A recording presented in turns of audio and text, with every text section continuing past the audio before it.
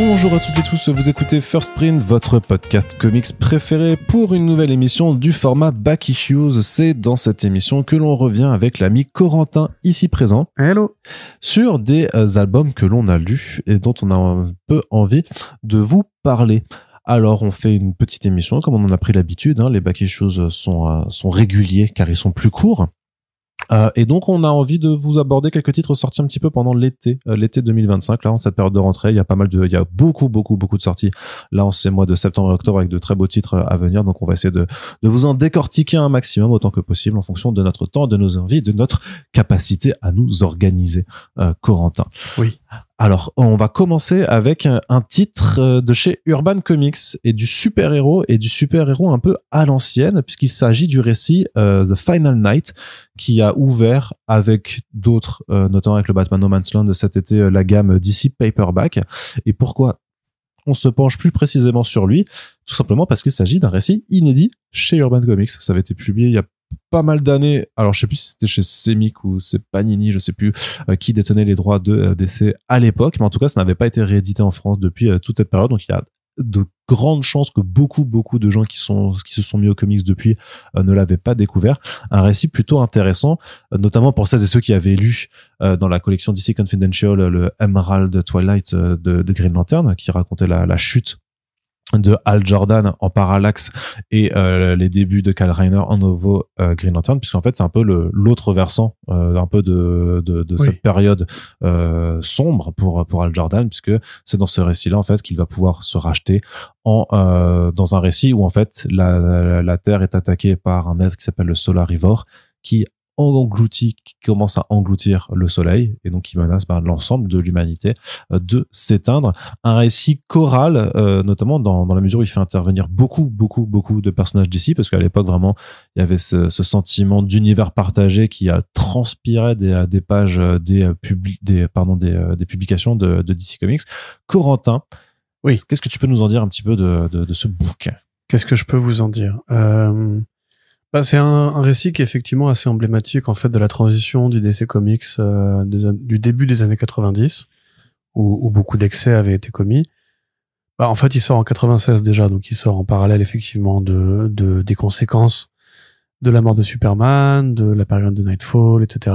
Donc tout ce moment où en fait le muscle, la violence et le nihilisme se sont abattus sur les comics. Le pessimisme aussi. Le pessimisme, voilà, entraînant dans leur sillage beaucoup de grandes figures de super-héros, parmi lesquels le Green Lantern fondateur, le deuxième Green Lantern fondateur, mais celui de l'univers principal, Hal Jordan, qui, comme tu l'as dit, après la destruction de sa ville, se fait appeler Parallax, commence à collectionner les bacs de volonté, devient vraiment très puissant, et au point de devenir d'ailleurs la menace principale, entre guillemets, de Zero Hour, qui est un peu considéré comme la seule crisis des années 90.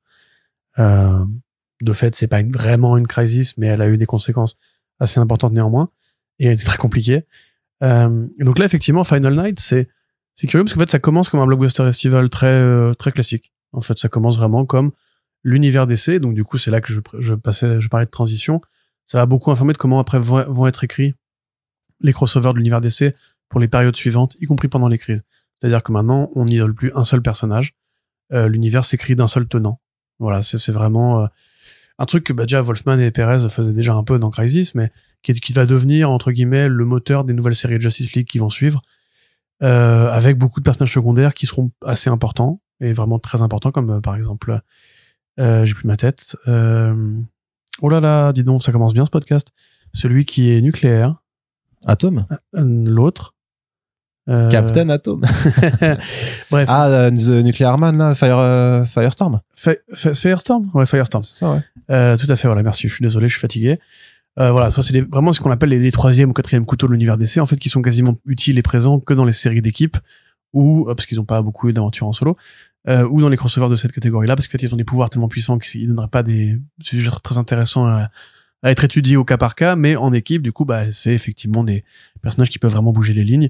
Il y a toujours pareil la vieille garde, qui, pour le coup, vient vraiment de l'ancien univers DC, comme le Spectre, ou le Phantom Stranger, qui pareil sont des personnages qu'on trouve quasiment essentiellement dans toutes les crises. Ils ont toujours un rôle à jouer parce que c'est à la fois Dieu et le messager des mondes parallèles sur Terre, enfin des mondes mystiques sur Terre, ou comme voilà, il y avait ce version-là aussi dans Crisis avec Swamp Thing, enfin toute la partie Swamp Thing qui était gérée par Alan Moore avec la vague noire qui commençait à arriver, qui a été récupérée d'ailleurs derrière dans Dark Crisis.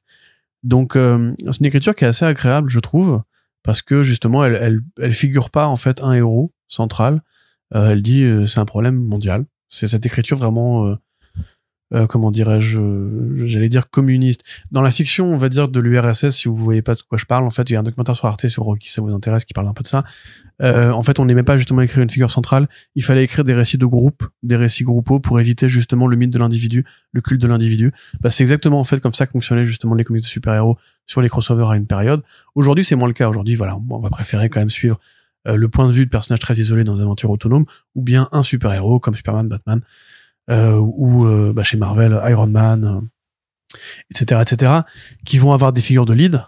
Là, pas du tout. En fait, Superman et Batman, ils sont à l'arrière-plan comme les autres, et ça s'écrit en collectif à la tour de la Justice League. On traite le problème, on dit voilà, on va trouver telle solution, on va faire venir telle personne. Et puis Superman ne pourrait pas être mis en avant puisque vu que c'est une créature qui est en train de bouffer le soleil et que Superman tire ses pouvoirs d'un soleil jaune, et justement il ne peut pas être le héros qui va sauver la situation cette fois-ci. Tout simplement, et c'est une façon pareille assez astucieuse de déconnecter Superman de son côté messianique. C'est que là en fait ça on pourra pas compter sur lui. Limite on pourra peut-être plus compter sur Luthor. Ce récit il a plutôt bien vieilli d'ailleurs dans le côté un peu écologiste de ce qu'il dégage, c'est-à-dire qu'il y a une menace qui n'est pas d'ordre, on peut pas lui taper dessus, donc il faut se mettre ensemble autour d'une table pour dire regardez, en fait là c'est la nature qui va nous buter, c'est à cause du soleil. Alors là c'est pas un réchauffement, c'est un refroidissement, parce que sans soleil le gel s'installe sur la ville et sur le monde, et menace de détruire toute forme de vie. Donc il faut que nous autres, les grands esprits scientifiques, on trouve une façon de faire, une façon mécanologique en l'occurrence, parce qu'ils ont cette idée de construire des machines qui pourraient indiquer le problème. Et donc tout ça, effectivement, ça part bien comme ça part comme un crossover, effectivement, un peu écolo, un peu fataliste, un peu apocalyptique, où en fait l'humanité, incarnée par les super-héros, évidemment, fait bloc autour de ce problème. Ça commence comme ça. Moi, j'avais pas lu ce truc-là depuis très très très longtemps, depuis ma grosse boulimie d'essai quand j'avais commencé New 52, en fait, où j'avais lu beaucoup de récits un peu dans le désordre. Maintenant que j'ai aggloméré les connaissances que j'ai, évidemment, ça t'apprécies plus, ouais. Évidemment, mais surtout, c'est plus facile de comprendre là où ils voulaient en venir, en fait. Et évidemment, le but de Final Night, c'est de mettre un point, à toute la période Parallax, Emerald Twilight et Zero Hour. C'est, en fait, de proposer une porte de sortie pour Hal Jordan qui soit de l'ordre de la rédemption. Et en fait, ça intervient au milieu de récit. Un peu de panache, quoi. Ouais, pas comme Bayrou, quoi. La porte de sortie. Après, il a choisi lui-même de se foutre à la porte, donc c'est une forme de panache, une panache de loser, mais c'est un panache de sombre merde, ouais. Ouais, oui, écoute, voilà, c'est à son image. Mais pardon, je voulais. Non, mais ça fait du bien. Ça fait du bien des fois. Il faut prendre les bonnes nouvelles quand même quand elles arrivent. Mais là, en l'occurrence, voilà. En plus, c'est une version complète puisqu'elle comprend aussi justement les morceaux qui ont été publiés dans la série Green Lantern. Qui était piloté par Ron Mars et je ne sais plus qui, pour rien vous cacher, parce que c'est Carl Kessel et Stuart Timonen qui avaient encore son coup de crayon un peu à la Mignola, qui s'occupe de la partie principale. Mais il y a aussi des tie-ins qui donc étaient écrits dans la série Green Lantern, dans lesquels, c'est pas un spoiler, effectivement, Kyle Rayner va chercher Hal Jordan, qui est encore dans sa mission vengeresse, et Hal Jordan qui a jamais été aussi puissant. Là pour le coup, c'est Dieu, littéralement. C'est un peu le Green Lantern justement de Frank Miller dans Dark Knight Strikes Again, où Green Lantern arrive à la fin et fait non mais vous êtes cons, c'est moi en fait. Depuis le début, c'est moi le plus fort parce que j'ai le pouvoir de l'imagination, qui est un pouvoir illimité. Et c'est la vision de Frank Batman disait à ce moment-là, ils pourraient tous nous tuer s'ils voulaient. Bah oui, techniquement. Et effectivement, c'est faut juste y avoir de l'imagination en fait. C'est fait assez astucieux. C'est pour ça que, que, par exemple, que Bayrou a été viré. Si tu donnais une bague de pouvoir à Bayrou, il n'en ferait pas grand chose. Il fera un nouveau bureau pour sa mairie de peau, là. Ça coûterait moins cher, tu me diras, pas 40 000 balles de compte du contribuable. Mais, t'imagines. Arrête. En vrai, franchement, un film, en fait, le Green Lantern Corps, c'est que des macronistes. Du coup, ils arrivent à rien. Ils font des banques et des contrôleurs d'impôts et des flics. Et des trucs, et des ruisseaux. Mais qui ruissellent pas. Des ruisseaux qui montent vers le haut. Des ruisseaux qui montent vers le haut. Pardon. Donc, désolé à nos amis de droite. Donc effectivement, alors si vous lisez que l'intrigue principale, à l'époque c'est probablement le cas de beaucoup de gens, vous n'avez que la partie Final Night où effectivement voilà le héros providentiel va être Hal Jordan. si vous lisez avec les tie-ins, qui en plus sont mieux dessinés, je trouve. Ouais, ils sont beaux. Vous avez effectivement tout ce qui constitue l'utilité canonique de cette histoire, et c'est pour ça qu'elle sort en paperback, c'est que ça s'adresse vraiment aux fans durs de la mythologie DC, au noyau dur des fans, comme dirait François Bayrou. C'est une vieille interview à la con. En fait, il avait, donc. On y arrivera pas. Précision. Il y a très, très longtemps, désolé. avant qu'il soit Premier ministre et qu'il foire sa carrière pour de bon, il était passé au Petit Journal. À l'époque où c'était vraiment un segment du Grand Journal. Ouais, et en fait, il avait fait un discours où il dit les parties collent au noyau dur. Du coup, ça fait jeu de mots parce que les parties, c'est les couilles, noyau dur, c'est voilà. Et donc, en fait, le Petit Journal avait fait un sketch, et Bayrou, après, ça revient en plateau, et il dit, mais est-ce que vous aurez l'honnêteté de dire que j'ai jamais prononcé ces paroles? Que c'est pas moi, en fait, vous avez fait un magnéto, etc. Et Petit Journal avait fait, bah si, c'est vous, connard. Et Bayrou fait, bah non, c'est pas vrai. Et la semaine suivante, du coup, ils font l'émission, et du coup, ils montrent les extraits du discours avec sa gueule, pour le coup. En fait, il avait exactement dit ce truc-là, tu vois. Bah, Donc, quand même, rappelez-vous que ces mecs-là sont aussi des menteurs qui n'ont aucun humour, aucune autodérision.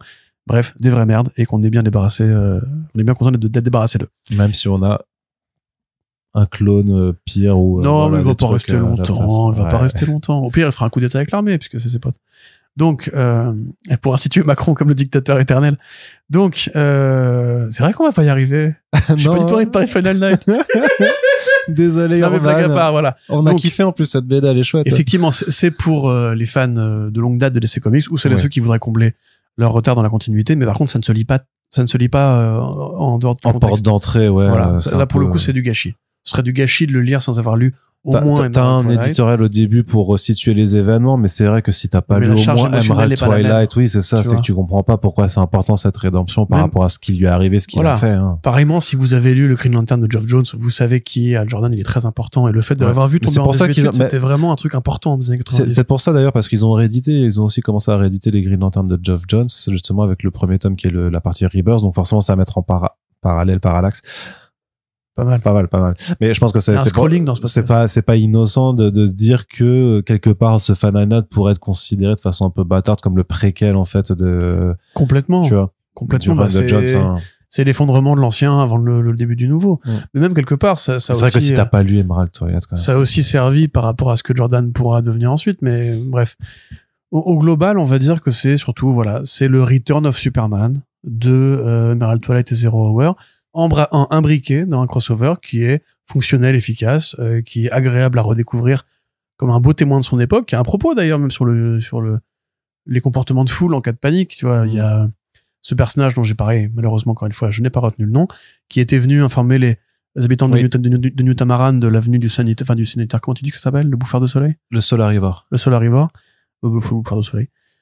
Qui se fait alpaguer par la foule, qui justement plutôt que mais parce qu'elle a un peu un rôle presque de Silver Surfer par rapport à Galactus, puisqu'elle passe de terre en terre pour prévenir que les gens que la catastrophe arrive, il faut se barrer, quoi. Il faut se barrer, et sauf que quand elle arrive sur terre, les gens la prennent pour responsable en fait. Oui, voilà. Shoot the messenger, quoi. C'est un peu comme c'est les mecs qui disent ouais mais Greta Thunberg connasse, etc. Alors au lieu de dire en fait elle a raison, peut-être qu'il faudrait qu'on arrête de polluer, tu vois.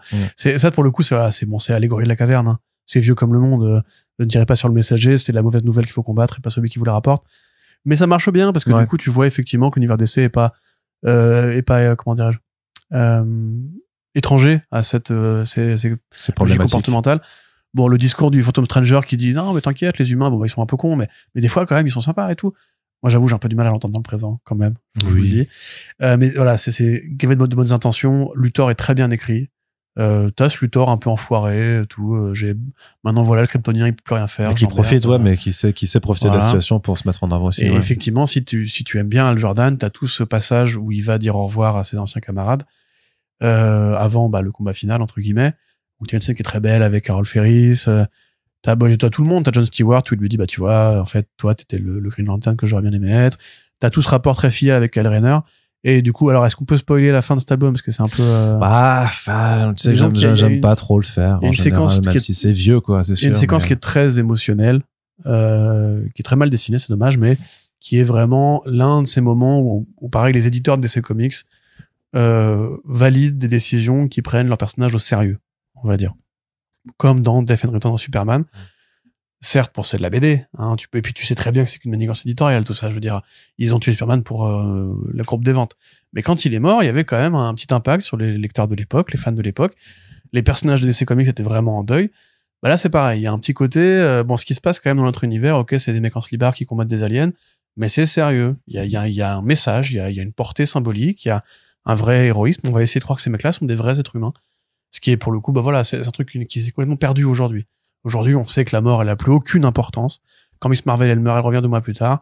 Quand Iron Fist, il meurt, on nous dit qu'il revient, puis on oublie pendant 1 an avant de le ramener. Oui, puis il revient en undead, en mort-vivant. Là. Voilà, puis son enterrement, c'est 2 pages silencieuses à la fin d'un numéro de merde, un numéro anniversaire en plus. Donc voilà, là on est vraiment à l'époque où effectivement on prenait l'univers partagé, la continuité, les conséquences de la mort au sérieux. C'est presque touchant d'ailleurs de naïveté de se dire qu'à l'époque, effectivement, la mort, ça avait cet impact-là. Alors qu'on sait tous, justement, grosso modo, que avec le recul de l'histoire, qu'en fait non, enfin les personnages qui étaient là à l'époque, ils sont encore là aujourd'hui. C'est comme ça, c'est le monde. Pareil, ça va chatouiller un peu la continuité. Le versant cosmique avec le Source Wall, les statues des géants, etc. Enfin, franchement, c'est une BD vraiment de d'essai fil. Ouais, et pour les fans de Green Lantern, pour le coup, mais ça se voit pas forcément avec l'intitulé et la couverture qui est pas assez indicateur en fait de ce que l'histoire contient vraiment. En un sens, je pense qu'il y a un jeu de mots entre Emerald Knight et Emerald Twilight, Emerald Knight, Green Lantern Knight, Final Night et compagnie, et le Final Night, tu vois, parce que une Blackest Day, une Brightest Night, une Brightest Black Night. Voilà, donc ça, je pense que c'était un peu le message que voulait faire passer, mais effectivement, il est pas sur la cover, comme tu dis. Bah, là, c'est Kyle Rayner, en fait, mais il y a pas le Jordan dessus. Voilà, mais il est à l'arrière-plan, derrière Super Wonder Woman. Oui. Tu vois, et c'est la couverture VO, en l'occurrence, ils n'ont pas triché avec. Non, bien sûr.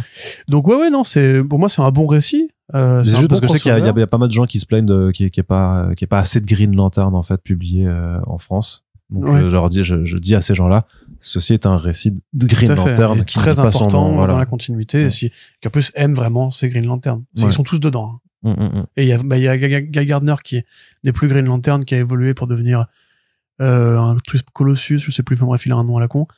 Mais vraiment, voilà, ça fait aussi un bilan historique de qui étaient les Green Lantern du début à la fin. Donc ouais, non, c'est une très bonne lecture. Par contre, effectivement, voilà, c'est de la BD de nerd. C'est pas un truc que tu vas filer à un cousin en mode tiens, essaie d'essayer comics, ouais, c'est sympa, tu veux découvrir d'essai avec ça, vas-y. Pas évident, quoi. Bah, surtout que t'as vraiment des personnages. Firestorm, t'as raison, effectivement. T'as Etrigan, t'as plein de personnages comme ça. Déjà, le Phantom Stranger, même les fans de DC Comics oui, modernes, le Spectre aussi, c'est ça, et même le Spectre, tu sais pas, forcément, si t'as jamais lu de DC de ta vie, tu sais pas, t'es perdu, hein. Il y a même Etrigan. Les enfers proposent, Impact, ouais. Vous voyez tous vos âmes, et on vous débarrasse du problème. Ouais, c'est ça. C'est un peu comme le Pen, tu vois, ça. C'est trop marrant. Parce qu'on oublie trop souvent que Etrigan, en fait, c'est pas forcément un chic type, quoi. Ça bah non, bien sûr. C'est un démon, quoi. Ensuite, on va de l'autre côté. C'est aussi un peu oldies, puisque on s'intéresse à Marvel Boy, du Grant Morrison chez Marvel. C'est pas non plus si commun, parce qu'il y a eu quand même un passage génial sur les X-Men. Après, je sais plus si Grant Morrison a fait énormément d'autres choses chez Marvel. Il y a eu d'autres choses. Il y a eu les comment? Voilà, tu me poses une colle là du coup. Si, il a fait d'autres trucs. J'ai réussi à poser une colle à Corentin, ce qui est quand même assez rare. Non, il a fait ce truc. Il y avait les New X-Men, mais après derrière, après voilà, il est quand même plus connu pour son travail chez DC Comics, et c'est pas du tout anodin, dans la mesure où on considère généralement que son meilleur travail est chez DC Comics. D'ailleurs, ce passage-là a été assez rapide, parce qu'au final après c'était les Seven Soldiers en fait. Il y avait Fantastic Four 1, 2, 3, 4. Ah oui. Avec c'était pas Quite Lee, c'était Jay Lee, je sais plus. C'était un Lee. Bref, voilà. Donc en tout cas, c'est l'une des rares prestations de Morrison chez Marvel. Enfin, l'une des rares. Il y en avait quand même une ou deux, mais. Non, mais il a fait quoi? Il a fait un truc qui s'appelle Spider-Man and Zoids. Oh là. Alors là, je t'avoue, je ne saurais dire. Mais oui, non. Mais après, je suis pas un expert moi du Morrison marvelien. Ça doit être chez Marvel UK peut-être. Marvel UK, mais il y en a eu plein. Marvel UK, il y a eu Captain Britain aussi. Oui, Captain Britain, ouais. Action Force aussi. Je sais plus. Enfin, bref. Il y a eu des trucs. Il y a eu des choses. Mais généralement, je pense que le grand public se retient parce que sa prestation, son travail le plus long, c'était quand même son travail sur les New X-Men. Donc j'imagine que c'est vraiment ça qu'on garde en mémoire. À part Fantastic Four et New X-Men, qu'est-ce qu'il aurait fait d'autre? Peut-être une mini, je sais pas. Enfin, bref, peu importe. En tout cas, c'est pas effectivement la plus grosse part de sa bibliographie. Néanmoins, dans les années 2000, enfin au tout début des années 2000, puisqu'on est en 2000, voilà, c'est formidable la vie. Morrison, effectivement, se pose la question de passer chez la concurrence. Ce qui est assez paradoxal, puisque justement, il était en plein sur le point de faire son gros travail sur la Justice League, sur The Seven Soldiers, Final Crisis et Batman. Donc c'est vraiment une prestation qui va être assez courte, à l'exception des X-Men. Et c'est Marvel Boy, en plus, un personnage qui crée pour l'occasion, si je ne dis pas de bêtises. Oui. Et qui, En fait, parce qu'il y a déjà eu plusieurs fois des Marvel Boy qui existaient dans l'historique Timely et Marvel, mais là, il décide de créer une nouvelle version d'un personnage qui s'appellera aussi Marvel Boy et dont le nom est Noh-Varr. C'est ça, qui après sera dans les Young Avengers canonisés. Oui, parce que ça, c'est une création à la base dans le label Marvel Knights aussi. C'est ça. Mais en fait, c'est très criant parce que ce projet-là, en fait, c'est un comics de Vertigo chez Marvel. C'est vraiment aussi simple que ça. Quand Vertigo se lance, donc chez DC Comics, ce petit label développé par Karen Berger et Paul Levitt se lance, l'idée c'est de reprendre de vieilles créations et de les réinventer en assumant de faire des choses très différentes. Il y avait déjà eu des Sandman avant celui de Neil Gaiman, mais celui de Neil Gaiman, c'est le nouveau Sandman. Et Morrison avait fait Kill Eternity. Il y avait eu Kill Eternity par le passé, dans les années 40. Il réinvente, Yale réinvente, je vais pas y arriver, Kill Eternity, avec justement une nouvelle identité, un nouveau personnage, dans une version beaucoup plus cynique, politique, surréaliste, etc. Et ce projet-là, il a la même vocation. C'est du super-héros, mais c'est plutôt du super-héros psyché, assez fou, très généreux, très non-sensique, très politique aussi, quelque part. Il y a beaucoup d'idées, c'est un bordel monumental. Non-sensique, mais pas absurde pour autant. Je trouve que c'est quand même assez clair que il est en proie, enfin il est face à un ennemi qui se fait appeler Roi Midas, qui veut s'accaparer en fait toutes ses connaissances, toute la technologie, qui veut vraiment en faire ça. Enfin, oui. Avant ça, précisons quand même, du coup, Noh-Varr est un Kree. Oui. Qui en fait partie d'une escouade qui traverse les dimensions pour régler des problèmes et qui vont se faire effectivement alpaguer par le Roi Midas, qui est donc un vilain inspiré et par Iron Man et par Doctor Doom. Le design est complètement. Il a l'armure d'Iron Man et les convictions de Doom, mais c'est un gros capitaliste. Et qui, en gros, dit, tout ce que je touche se transforme en or, mais de façon littérale, c'est en fait qu'il veut, tout ce qui l'intéresse, en fait, il veut se l'accaparer, quoi. C'est ça son délire, c'est pour ça qu'il s'appelle Midas, quoi. Et donc, il veut faire des expériences sur Noh-Varr et le vaisseau Kree pour le vendre, en fait, simplement, au plus offrant. Donc, il y a torture. Il y a énervement du petit Kree, qui, quand il se libère, dit, les humains, en fait, vous êtes tous des gros cons, quoi. Donc, il décide de pourrir un peu la ville et de faire chier tout le monde, quoi. Et après, ça se complique un peu parce qu'il va faire une aventure qui va durer le temps d'un numéro, puis il va après avoir un autre combat avec Midas. J'aimerais bien ton avis. C'est J.J. Jones au dessin, on n'a pas précisé. Qui envoie sa fille, du coup, Exterminatrix, voilà. à ses trousses, merci. Bah, moi, j'ai grave en fait, j'ai trop aimé, je sais pas, je trouve ça, parce que c'est pareil, du coup, c'est Marvel Knights, donc c'est très déconnecté du reste. Il y a des renvois, hein, forcément, le renvoi de Midas à Iron Man, t'as des sortes de proto-soldats qui sont des clones ratés de Captain America qui apparaissent ça. Qui apparaissent. Il y a le Shield, il y a Dum Dogan qui pilote le Shield depuis l'espace. Ouais. Mais dans l'ensemble, ça reste quand même assez contenu en tant que tel, t'as pas besoin. Et je trouve tu le disais avant, que c'est généreux, qu'il y a plein de concepts un peu rigolos, que le délire d'avoir une sorte de virus, en fait, qu'il a amené sur Terre, mais qui se matérialise, en fait, c'est ça, par une forme de méga entreprise ultra capitaliste, dont le but, en fait, c'est d'assujettir tout le monde à une marque, en fait. Enfin, je trouve que c'est marrant, comme il avait déjà ce genre de propos. Non, mais c'est ça, mais comme il avait ce genre de propos qui, effectivement, trouve toujours écho. Ça, c'est des Doom Patrol. 25 ans plus tard. C'est comme Dennis Street, tu vois, c'est la mise en forme concrète d'un concept arbitraire c'est ça, et comment dire, l'abstrait. La matérialisation de l'abstrait. Ouais, ça c'est génial. Donc ça, je trouve ça c'est du Rick and Morty, hein. Enfin, c'est non, mais t'as vraiment cet esprit-là, quoi. Je trouve que même le côté sale gosse du personnage, la façon dont t'arrives, tu comprends pas au début si c'est un gentil ou un méchant en tant que tel, ou un peu des deux. Et je trouve que ça c'est bien amené. Pareil, les personnages de Midas et de sa fille qui sont complètement tarés, quoi. Et la relation, j'aime trop quand elle lui fait: mais papa, est-ce qu'on a une relation normale? Non, c'est pas le mot que j'emploierais. C'est juste affreux, quoi, absolument. Enfin, voilà, mais qui a, pareil, des pures idées de design. Je trouve que J.J. Jones, dessus, il est super fort en dessin, en termes de, enfin, les planches, elles sont très, très chargées, mais ça reste lisible. Enfin, je trouve que le découpage, il est fou aussi, ça va à 100 à l'heure. Donc, non. Le lettrage aussi, assez starbé, hein.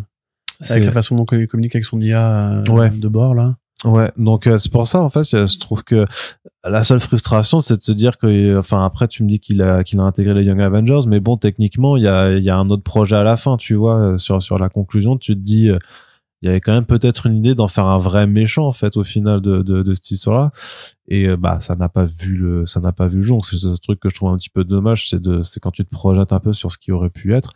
Mais en tant que tel, je trouve que c'est quand même une utilisation, une intronisation d'un personnage qui est assez, qui est super entraînante en fait, hyper enthousiasmante. Moi, je le connaissais pas, hein, clairement. Je profite parfois justement de donc cet éditeur en must-have chez Panini Comics, parce que j'imagine que la dernière édition de ce récit-là, par contre, datait d'il y a pas mal de temps.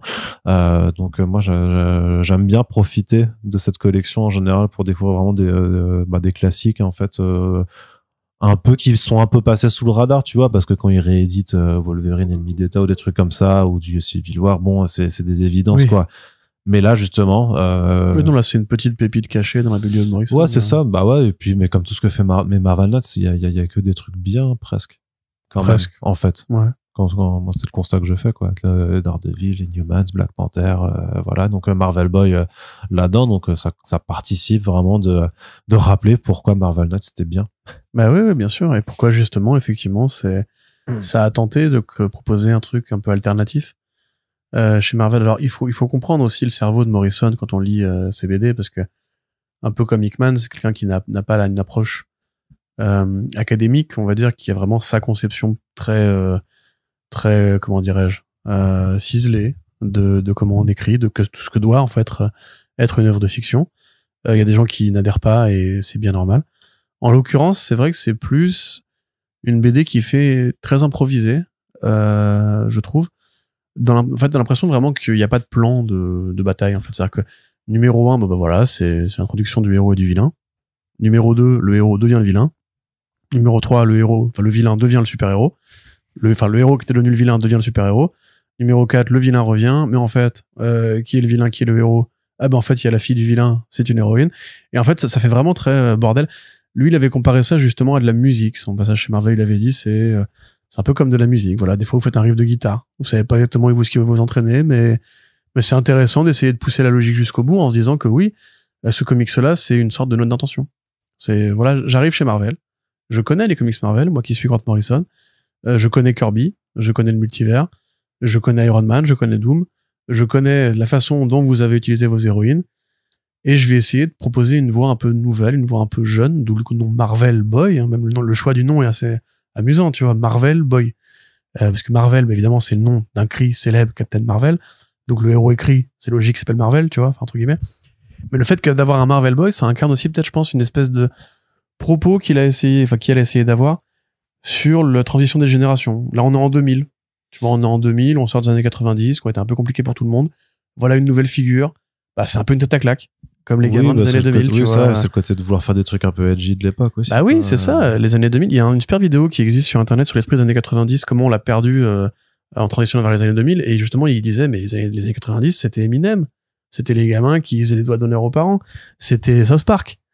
C'était Manson, tu vois, enfin c'était tous ces figures un peu rebelles de le monde des parents on l'emmerde, c'était la génération MTV en fait quelque part. Et c'est vrai que quand tu prends Marvel Boy sous cet angle-là, le côté bah voilà, j'ai plus mes parents, je suis vénère. C'est tellement le héros, ce serait un Sweet 16 de super-héros. Ouais, c'est un peu ça.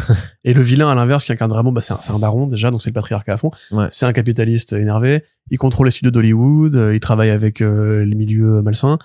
T'as le monde de l'entreprise en plus, tu vois, qui est un peu évoqué aussi, le monde des marques. Pareil, c'est assez pertinent dans les années 2000 de faire ça parce que on est à l'époque de l'hyperconsommation des années 90, voilà.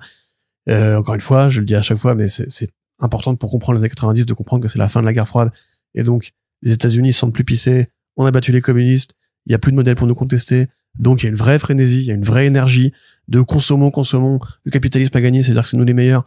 Et c'est là qu'il y a beaucoup de produits extrêmement inquiets de cette époque-là qui apparaissent pour montrer que les villes sont en déliquescence et tout. Et là, c'est un peu la même chose.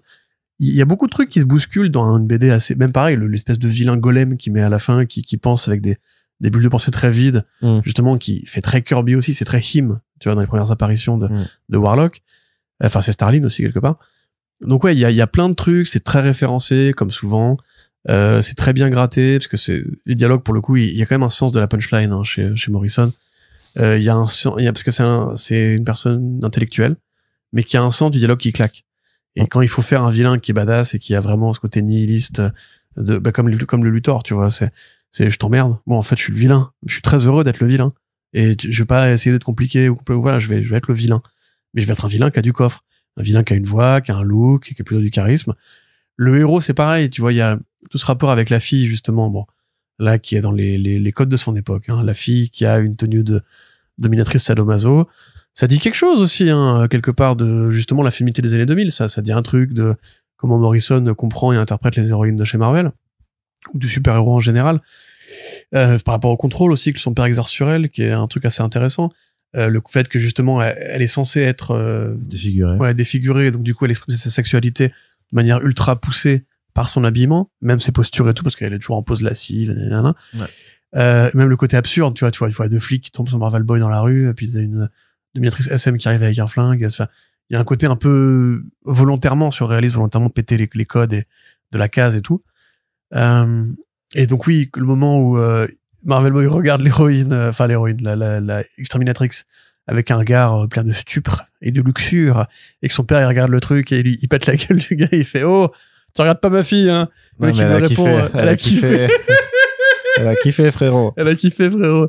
Et du coup, ouais, je pense qu'il y a vraiment ce côté un peu comics néo-punk, on va dire, un peu genre bon, c'est quoi le punk dans les années 2000? Bah le punk dans les années 2000, il porte des baskets, il regarde la télé.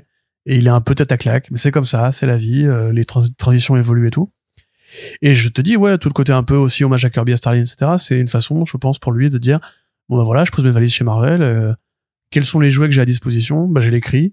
Même tu vois pareil, le design de son flingue et de son casque, qui font très, tu sais, égyptien, un peu Stargate et tout, tu sais. C'est même Giger, en fait. Ouais, ça fait oui, avec la forme du crâne et tout, ouais. Ou pareil, il y a un côté un peu, ouais, on peut faire ça aussi chez Marvel. Et le coup des Captain America, pareil, donc pour expliquer la vanne. En fait, donc c'est un monde où il n'y a pas de super-héros, parce que c'est Marvel Knights, et chaque série Marvel Knights, voilà. Techniquement, des gens se battent pour dire que la série est canonique, etc. Moi, je vais vous répondre très simplement que je ne pense pas, parce qu'il n'y a pas de raison que quand un petit gamin attaque New York, Spider-Man ne soit pas là, les Fantastic Four ne soient pas là, etc., etc. Donc là, en l'occurrence, la seule force d'adversité qu'ils rencontrent, c'est le Shield qui existe et qui, en fait, paye aux Nations Unies qui ont une sorte de forme de casque bleu sur commande, uberisé. Voilà, vous pouvez payer une prestation où on vous envoie 3 Captain America clonés, qui sont complètement débiles, qui ont juste pour mission d'exécuter une commande et qui ont des pouvoirs au rayon gamma et tout. Et des lauriers de César et tout, et qui coûtent super cher. Il y a un vrai débat sur le 6 prix, milliards à la minute, mais on estime que normalement en une minute vos problèmes sont réglés. C'est ça. Mais là c'est génial aussi le côté marchandisation de la force et tout. Pour le coup c'est un comics très pré 11 septembre. Hein. Par contre c'est très cynique sur les États-Unis, très cynique sur l'attaque de la ville et tout. Mais effectivement, c'est une très bonne lecture. Moi, j'avoue, je suis même pas sûr d'avoir déjà lu, en fait, Marvel Boy avant. Bah non, parce que j'en ai vérifié, mais la précédente édition, donc c'était bien une forme d'inédit chez Panini, parce qu'en fait, c'était chez Marvel France, en fait, en 2001 que ça avait été édité. Donc, je crois que c'était, en tout cas, sur les couvertures de la précédente édition, ce qui a été fait en 3 numéros, en fait, donc de 2 numéros chacun, quoi. Ça doit être du fascicule, quoi. Donc, il y avait encore le logo Marvel France et une bannière, les Chevaliers Marvel. pour Marvel Knights, quoi. Donc ouais, ça avait pas été réédité depuis 25 ans quasiment, quoi. Et c'est un peu les derniers restes justement de ce Morrison, de Animal Man, de Doom Patrol, où voilà, on a encore des concepts comme une entreprise qui se matérialise et qui vient pourrir des planètes comme un virus, un vilain qui clairement voilà te dit mais moi en fait je vais commander un tournage de film pour pouvoir exécuter un héros en pleine ville, comme ça les gens quand ils verront un mec se faire prendre des rafales de mitraillettes, ils diront juste mais c'est le tournage du film, donc c'est bon. Voilà, c'est le genre d'idées ultra méta qui sont géniales, parce qu'ensuite Morrison après c'est quand même plus canalisé, je trouve, dans sa deuxième grosse période chez DC. Donc il y avait effectivement Justice League, c'est là que est apparu l'album L'Autre Terre notamment, qui était un extrait de son run de Justice League, ou les Seven Soldiers, où il y a des volumes méta et il y a des volumes très premier degré, parce que Morrison prend très au sérieux une mythologie DC, et il y a la préconscience, je suis désolé, hein, vraiment ça, j'ai pas le réflexe de voilà. Il y a la préconscience qu'il fallait justement commencer à écrire un peu moins dans la déconstruction et écrire dans la construction aussi s'il voulait pouvoir bâtir Final Crisis. Ouais. C'est pour ça que son Batman est à la fois méta et premier degré. C'est ça qui est génial. Là, en l'occurrence, on est vraiment sur la fin de sa période, déconstruction à fond, hommage à fond, et limite justement, si ça vous paraît bizarre et mal écrit, c'est entre guillemets fait exprès. C'est pas une excuse que je sors là pour dire moi je comprends, je parle le Morrison et pas vous. C'est qu'en fait, quand tu lis ses travaux précédents, c'était très cohérent en fait. Dans ce côté punk et contestation et humour, il y a beaucoup d'humour aussi. D'humour noir, d'humour claquant, etc. Mais il y a beaucoup d'humour. Ouais. Donc ça s'appelle Marvel Boy Hello Monde Cruel, c'est disponible en must-have pour 24,99 chez Panini Comics et donc c'est chaudement recommandé. Et on va terminer ce Back Issues déjà avec l'album Tortue Ninja, Karai, la destinée secrète du clan foot, qui est donc sorti chez iComics. Corentin, on retrouve Matteo Santoluco avec Eric Burnham, donc le duo qui avait fait l'histoire secrète du clan foot, qui était une introduction peut-être un peu au tout début du run de Tom Waltz. Et donc là un récit qui est-ce que Santoluco a fait tout seul le Shredder en enfer? Ouais, c'est ça, tout à fait. Et donc là, on reprend la Dream Team, mais pour un récit qui sert à la fois alors de complément à l'histoire secrète du clan foot, puisqu'il y a des zones d'ombre de cette histoire qui vont être levées, et ces zones d'ombre justement elles permettent d'expliquer la nouvelle menace en fait qui vient s'attaquer à Karai, donc qui a repris la tête du clan foot après le décès de son grand-père. C'est son grand-père? Oui, c'est son grand-père, je crois. Son grand-père, c'est pas son père, je sais plus, merde, c'est son père, je sais plus. C'est son père. Je fais un AVC. C'est son père. C'est la fille de Shredder. Oui, c'est la fille de Shredder. Je sais pas pourquoi. Parce que le grand-père est mentionné. C'était aussi un des patrons du clan foot. Tout à fait. Donc, donc, elle a repris la tête du clan foot. Et là, il y a quelqu'un qui vient challenger, en fait, son droit, sa légitimité à être à la tête du clan foot, justement, il veut l'expliquer. Mais en fait, l'histoire que tu penses connaître, elle ne s'est pas passée comme tu le penses. Et donc, c'est moi qui est l'héritier légitime. Qui suis l'héritier du clan foot, et donc ça va se bagarrer, et face à l'adversité, Karai va devoir trouver de nouvelles ressources et littéralement de nouveaux pouvoirs pour pouvoir s'en sortir. Et un titre en fait qui est important puisque il amorce des choses qui certainement auront leur importance par rapport à l'évolution de Karai dans la série de Jason Aaron, qu'on abordera dans un autre Back Issues. Oui. Aussi, après, t'as un peu tout dit, du coup, effectivement, parce qu'il n'y a pas forcément de constat critique plus élaboré à faire, parce que c'est très, en l'occurrence, je parlais de premier degré juste avant, c'est un récit, comme tous les comics Tortue Ninja, très premier degré. C'est la formule qui a été adoptée depuis les débuts du volume de Tom Waltz et Kevin Eastman chez IDW. C'est en fait, au début, il y avait peut-être effectivement des interjections de métatextualité pour dire un peu, voilà, l'histoire des tortues, voilà comment nous on l'a comprise et retransmise en considérant un peu que tous les volumes avaient de bonnes idées à exploiter. Mais derrière, après, voilà, c'est premier degré. En fait, on suit le récit de ces personnages. Ce pourquoi on les suit, c'est parce qu'ils sont intéressants. Et on aime les interactions qui vont en découler, l'évolution des thématiques qui sont posées. Et voilà, enfin, c'est un récit comme c'est un comics de super-héros, en fait, dans sa plus pure tradition. C'est intéressant d'aller systématiquement chercher Santoluco pour l'histoire des clans foot, qui ne cesse de gagner en importance, parce que là vraiment voilà, on est sur de la légende japonaise avec un versant qui aurait été oublié comme des livres d'histoire. L'intérêt, comme tu dis, c'est l'évolution de Karai, qui commence comme la sbire du Shredder, enfin la fille et la sbire du Shredder, puis qui va avoir des doutes, et puis qui finalement bascule dans le bon camp en même temps que son père. Et spoiler, du coup, voilà. Maintenant, moi, le petit reproche que j'aurais à faire, quand même, c'est que je préférais, en fait, dans les deux albums qu'on a cités précédemment, donc l'histoire secrète du clan foot et Shredder en enfer, tout ce qui était plus mythologique, en fait. C'est-à-dire que j'aime bien la façon dont Santoluco te dit, mais Tortue Ninja, c'est pas juste du mutagène, des aliens et compagnie. On peut aussi dire, un peu comme dans Dragon Ball, tu vois, où on me dit pendant 35 tomes, c'est du voyage spatial, c'est de la science, c'est des extraterrestres, c'est des robots, des clones, des androïdes. Ah mais non, en fait, on a oublié, il y a aussi un truc mystique qu'on peut faire. On peut dire, depuis le début, il y a les enfers dans notre univers, mais dans ce cas-là, il y a aussi les dieux, il y a les Kaioshin, il y a Dabra, il y a Boo, etc. Et du coup, on peut revenir même aux origines de l'univers et tout. Là, c'est un peu pareil. Santoluco, il s'est dit, mais en fait, non, mais le clan foot, s'il croit pas juste aux ninjas parce que ça les fait kiffer de se battre avec des shurikens. Il y a vraiment une déesse, il y a vraiment un dragon, il y a vraiment un destin, il y a une prophétie et tout. Et ce qui est super cohérent par rapport à un volume qui te parle de réincarnation. On rappelle, les Tortues Ninja, dans cette réalité-là, c'est la réincarnation des enfants de Matoyoshi, qui lui-même s'est réincarné sous la forme d'un rat, en accord avec la philosophie bouddhiste que les âmes voyagent de corps en corps dans le vivant, et pas juste d'humain en humain. Voilà, s'ils ont raison, demain, nous, on sera peut-être un caribou j'aimerais bien être un raton laveur, personnellement, parce que j'aime bien les ratons laveurs, parce que ils ont des petites mains et des yeux trop mignons. Donc voilà, ça c'était assez intéressant, et en l'occurrence c'est assez absent quand même de ce truc-là. Oui. Il y a du mystique, il y a un voyage en enfer, même une catabase et tout. Et Karai, comme tu le disais, apprend des pouvoirs qui sont plus liés à la magie par rapport à son adversaire qui lui utilise plutôt la technologie. Ouais. Donc c'est ce discours entre l'ancien et le moderne qui est plutôt sympa. Néanmoins, en fait, l'histoire qu'il raconte sur les frangins de la famille Oroku, limite, moi, je préférais avoir un tome complet là-dessus. Tu vois, je préférais avoir un tome dessiné à l'estampe. C'est un peu expédié, en Ouais. fait, je trouve. Voilà.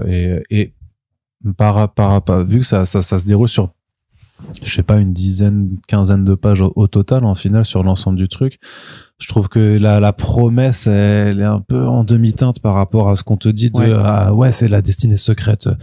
Tu vas découvrir plein de choses, mais en fait, c'est raconté un peu trop rapidement. Je trouve même que parfois c'est un peu confus de savoir, attends, mais quel est le frère qui pète un câble, quel autre est tout ça. Et je trouve que c'est un peu dommage parce que effectivement, ça aurait mérité de s'étaler un peu plus, alors qu'effectivement, l'affrontement dans le présent contre son rival, surtout que le rival en question, il a pas le charisme d'un Shredder, quoi. Ouais, c'est ça. C'est autant Karai, justement, tu sais, là, ce côté intérieur, un peu bougonne. Enfin, tu sens qu'elle en a quand même un peu chié, quoi. C'est ça, ils en ont fait un personnage badass, tu vois, comme on dit. Ouais, mais ça fonctionne pas trop mal, tu vois, parce que justement, ça aurait été, il y a eu des incarnations de Karai qui étaient plus grande gueule et tout, qui étaient plus tata-claque pour le coup. Bah, plus Kitana de Mortal Kombat, tu vois ce que je veux dire. Enfin, c'est, et il y a, non, bien sûr. Bien sûr que non, je vois pas ce que tu veux dire. Donc, était plus, on va dire, série B, quoi. Tu vois, la ninja méchante et tout. Là, pour le coup, voilà, ils ont quand même doté une certaine noblesse. La relation qu'elle a avec son mentor, qui est intéressante. Ça, c'est chouette, ouais. Le fait qu'elle soit vraiment vue comme une leader légitime par Bebop et Rocksteady, par exemple, tu vois.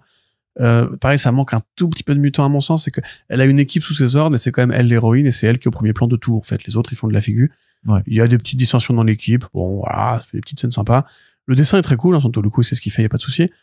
Mais le vilain, effectivement, pour moi, si c'est effectivement l'un des autres descendants naturels et héritier légitime au poste de Shredder, parce que Shredder, c'est un grade, hein, c'est un titre, c'est le Shredder, c'est celui qui dirige les clans foot, bah, il est pas très Shredderien, quoi, on va dire. Et ça, c'est un peu dommage parce que, justement, on aime bien aussi le Shredder parce que c'est le ninja le plus swagué de l'histoire des comics. Avec Stick, évidemment, puisque Stick est un ninja. C'est le 7e de Daredevil, quand même, faut préciser. Et c'est tout ça est très lié, hein, je précise quand même. Donc, ouais, voilà. Moi, j'aurais, tu vois, limite plus envie, si Santoloco a envie de s'amuser à juste écrire, qu'ils aillent chercher Pete Momoko et qu'ils fassent un petit récit qui se passe précisément à l'époque de Saki et Yoshi, et qu'ils fassent bah, le combat originel entre les deux pendant 96-120 pages, et juste redessiner, voilà, façon estampe japonaise, façon Demon Days, en fait, tu vois. Et où elle réinventerait, tu vois, elle ferait des versions vraiment très féodales bah, de Splinter et de Shredder, avec les gamins et tout. Enfin, tu vois, avec Tank Shen et tout. Enfin, il y a vraiment, je pense, un truc assez stylé à faire. Parce que là, on va toujours par bribes. Alors qu'on a envie de retourner à l'époque de Kitsune et tout. On a envie de voir le bordel s'animer avec des couleurs très japonaises et tout. Donc, ce serait bien. Là, pour le coup, on est quand même, à mon sens, vraiment, ça pourrait être, en fait, des scènes qui se passeraient dans la série principale. Tu vois ce que je veux dire? Oui, c'est un album, mais bah, après, tu me diras, Shredder en Enfer était pas accessible non plus. Mais il est pas aussi accessible qu'il voudrait le faire, tu vois.